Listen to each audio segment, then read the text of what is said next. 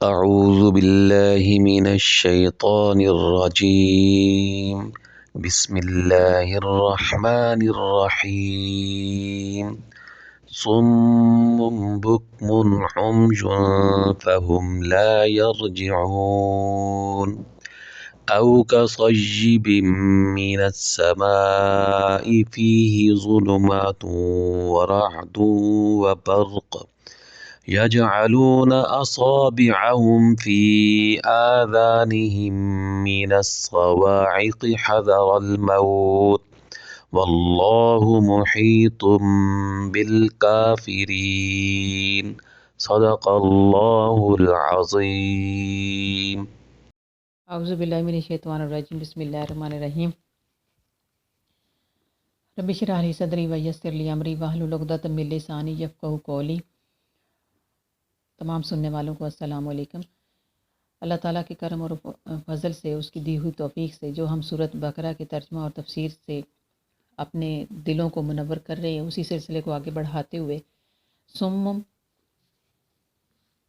یہ بہرے ہیں، بغمن گونگے ہیں، عمیٌ اندھے ہیں، فاہم سو وہ لا نہیں، یرجعون پھریں گے، یعنی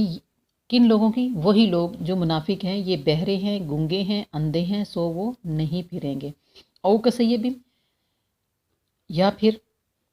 جیسے زور کمی، من السمائی آسمان سے، فیہ ظلماتم اندھیرے میں ہوں، ورعدم اور گرج، و برقن اور چمک ہو، یجعلون ٹھونستے ہیں، اصابعہم اپنے انگلیاں، فی میں اذانہم کانوں میں، من الصواعق کڑک کے باعث، حذر الموت موت کے ڈر سے، واللہ اور اللہ محیط گھیرے ہوئے ہے، بالکافرین کافروں کو۔ یہ اللہ تعالیٰ اس مثال میں جن لوگوں کا حال بیان کیا گیا ہے اس کی وضاحت فرماتے ہوئے ایک صدر الفاضل مراد آبادی قدسرہ خوب کی ہے، اور وہ فرماتے ہیں کہ جنہوں نے اظہار ایمان کیا اور دل میں کفر رکھ کر اقرار کی روشنی کو ضائع کر دیا، اور وہ بھی جو مومن ہونے کے بعد مرتد ہو گئے، اور وہ بھی جنہیں فطرت سلیمہ عطا ہوئی اور دلائل کی روشنی نے حق واضح کر دیا، مگر انہوں نے کوئی فائدہ نہیں اٹھایا اور گمراہی اختیار کی۔ جب حق سننے، ماننے، کہنے اور راہ حق دیکھنے سے محروم ہوئے تو کان، زبان، آنکھ سب بیکار ہیں۔ اس آیت مبارکہ میں کئی چیزوں کا ذکر آیا ہے: بارش، اندھیرے، بادل کی کڑک اور بجلی کی روشنی، اور اس صورت میں سفر کرنے والا شخص، یہ سب مشابہات ہیں کہ دو منافقین یہ جن کی شان میں نازل ہوا، جو واقعہ رب تعالیٰ نے جس کی طرف یہ اشارہ فرمایا ہے کہ شان اس کا نزول یہ ہے کہ منافقوں میں سے دو آدمی حضور نبی کریم صلی اللہ تعالیٰ علیہ وآلہ وسلم کے پاس مشرکین کی طرف بھاگے، اور راہ میں یہی بارش آئی جس کا آیت مبارکہ میں ذکر ہے۔ اس میں شدت کی گرج، کڑک اور چمک تھی۔ جب گرج ہوتی تو کانوں میں انگلیاں ٹھونس لیتے کہ کہیں یہ کانوں کو پھاڑ کر مار نہ ڈالے، اور جب چمک ہوتی تو چلنے لگتے، جب اندھیری ہوتی تو اندھے رہ جاتے، آپس میں کہنے لگے خدا خیر کرے، صبح خیر سے ہوئی تو ہم سرکار مدینہ صلی اللہ تعالیٰ علیہ وآلہ وسلم کی بارگاہ میں حاضر ہو کر اپنے ہاتھ حضور نبی کریم صلی اللہ تعالیٰ علیہ وآلہ وسلم کی دست اقدس میں دے دیں گے۔ چنانچہ اللہ تعالیٰ نے ان پر خصوصی کرم فرمایا اور انہیں سلامت رکھا اور انہیں یہ موقع عطا کیا، تو انہوں نے ایسا ہی کیا کہ صبح جب ہوئی خیر و عافیت کے ساتھ تو انہوں نے اسلام پر ثابت قدم رہتے ہوئے نبی پاک صلی اللہ علیہ وسلم کی بارگاہ میں حاضر ہوئے اور ان کے دست مبارک پر بیعت کیا، تجدید بیعت کی۔ سنت الہی ہے کہ کتاب میں ترہیب کے ساتھ ترغیب ذکر فرماتا ہے، اسی لیے کفار اور ان کے اعمال اور عذاب کے ذکر کے بعد مومنین اور ان کے اعمال کا بھی ذکر فرمایا ہے کہ جنہوں نے یہ دیکھیں نا کہ بارش سے مراد اسلام، اندھیروں اور بادل کی کڑک سے مراد وہ مصائب اور مشکلات ہیں کہ جنہوں نے چاروں طرف سے اسلام کو گھیر لیا تھا، اور بجلی کی روشنی سے مراد وہ فتوحات ہیں جو ان ناسازگار حالات میں اسلام کو حاصل ہوتی رہیں۔ جس طرح سے بارش مردہ زمینوں کو نئی زندگی بخشتی ہے، بخش دیتی ہے، اسی طرح اسلام مردہ دلوں کو زندگی نئی مرحمت فرماتا ہے۔ جیسے بارش برستے وقت گھنگور گھٹائیں چھا جاتی ہیں اور تاریکی پھیل جاتی ہے، بادل کی خوفناک کڑک سے دل دہلنے لگتے ہیں، اسی طرح اسلام کا مینہ برستے وقت کھلی عداوتوں اور پوشیدہ سازشوں کا ایک ہنگامہ برپا ہو جاتا ہے، فضا یکسر مختر ہو جاتی ہے، یعنی تبدیل ہو جاتی ہے،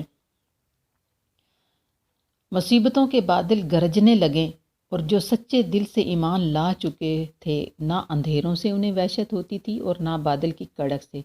وہ ہراساں پریشان ہوتے تھے، مصائب کے ہجوم میں بھی وہ چٹان کی طرح ڈٹے رہتے تھے۔ لیکن وہ لوگ جو مذبذب تھے اور ان کی حالت عجیب ڈواڈول تھی، وہ اسلام کی حیات بخش چھینٹوں سے سیراب بھی ہونا چاہتے تھے، لیکن مصائب کی تاریک گھٹائیں دیکھ کر، مشکلات کی کڑک سن کر ان کے دل ڈوب ڈوب جایا کرتے تھے، اور اسلام کے دامن چھوڑنے میں ہی انہیں اپنی سلامتی نظر آتی تھی، اور پھر اگر اسلام کو وہ کوئی کامیابی نصیب ہوتی تو وہ اسلام کی طرف لپکنے کی تیاری کرتے۔ ایسے میں اگر مصائب کا کوئی تند و تیز جھونکا آ جاتا تو وہ بد دل ہو کر رہ جاتے۔ یہ صورتحال جو بیان کی گئی ہے، آج بھی بہت سارے لوگوں کی یہی صورتحال ہوتی ہے کہ جیسے مصائب آتے ہیں تو گھبرا جاتے ہیں، پریشان ہو جاتے ہیں، اور رب تعالیٰ کے ساتھ جو تعلق ہوتا ہے اس کو کمزور کر بیٹھتے ہیں، جبکہ اور زیادہ مضبوط ہو جانا چاہیے اور رب تعالیٰ کی بارگاہ میں اور زیادہ جھک جانا چاہیے۔ ابن عباس رضی اللہ تعالیٰ عنہ فرماتے ہیں کہ مطلب یہ ہے کہ قرآن کی مضبوط آیات ان منافقوں کی کلی کھول دیں گی اور ان کے چھپے ہوئے عیوب کو ظاہر کر دیں گی، اپنی نورانیت سے انہیں مبہوب کر دیں گی، اور جب ان پر اندھیرا ہو جاتا ہے تو کھڑے ہو جاتے ہیں، یعنی ایمان جب ان پر ظاہر ہو جاتا ہے تو ذرا روشن دل ہو کر پیروی بھی کرنے لگتے ہیں، لیکن پھر بھی جب شک و شبہ آیا، دل میں کدورت اور ظلمت بھر گئی اور بھونچکے ہو کر کھڑے ہو گئے۔ اس کا مطلب یہی ہے کہ اسلام کو ذرا عروج ملا تو ان کے دل میں قدرے اطمینان پیدا ہوا، لیکن جہاں اس کے خلاف نظر آیا، یہ الٹے پاؤں کفر کی طرف لوٹنے لگے، جیسا کہ ارشاد باری تعالیٰ بھی ہے، وَمِنَ النَّاسِ مَن يَعْبُدُ اللَّهَ عَلَى حَرْفٍ، یعنی بعض لوگ وہ بھی ہیں جو کنارے پر ٹھہر کر اللہ کی عبادت کرتے ہیں کہ اگر بھلائی ملی تو مطمئن ہوئے اور اگر برائی پہنچی تو اسی وقت پھر گئے۔ ابن عباس رضی اللہ تعالیٰ عنہ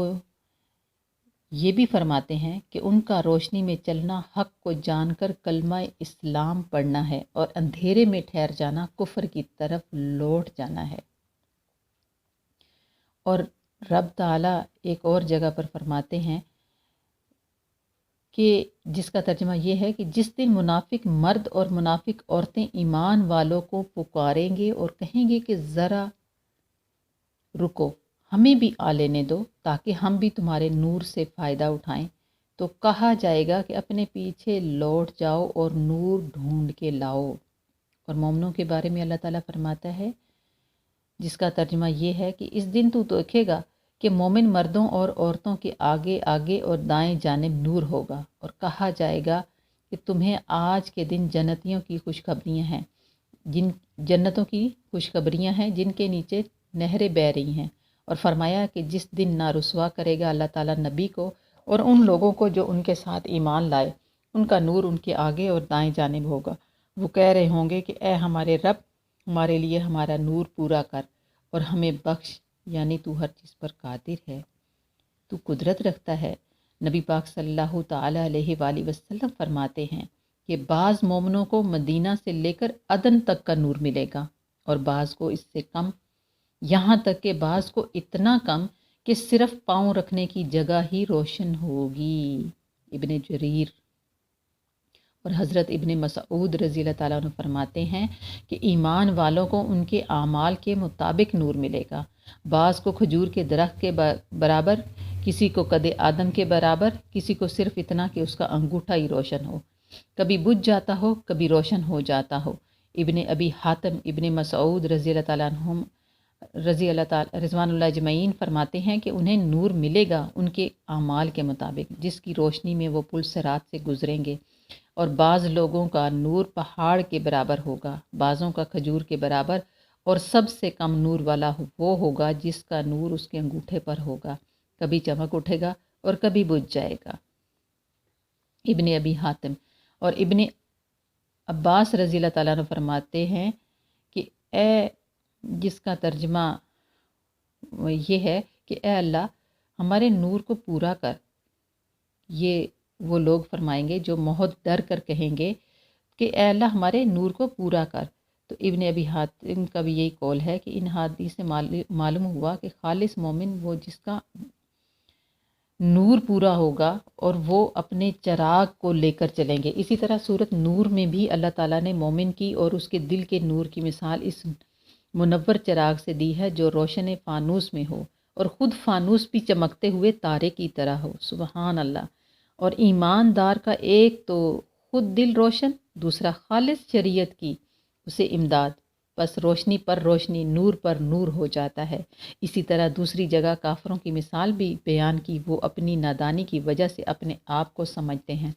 اور حقیقت میں وہ کچھ نہیں ہوتے. فرمایا کافروں کے اعمال کی مثال ریت کے چمکیلے ٹیلوں کی طرح ہے جنہیں پیاسا پانی سمجھتا ہے، یہاں تک کہ پاس آ کر دیکھتا ہے کہ لیکن کچھ بھی نہیں پاتا. پھر اور موقع پر ان جاہل کافروں کی مثال بیان کی گئی کہ جو سخت جہالت میں گرفتار ہیں. ان کی مثال میں فرمایا کہ مانند سخت اندھیروں کے ہیں جو گہرے سمندروں میں ہوں، جو موجوں پر موجیں مار رہا ہو، پھر ابر سے ڈھکا ہوا اور اندھیروں پر اندھیرے چھائے ہوئے ہوں، ہاتھ نکالیں تو دیکھ بھی نہیں سکتا. حقیقت یہ ہے کہ جس کے لیے اللہ کی طرف سے نور نہ ہو تو اس کے پاس نور کہاں سے آئے گا. تو ہمیں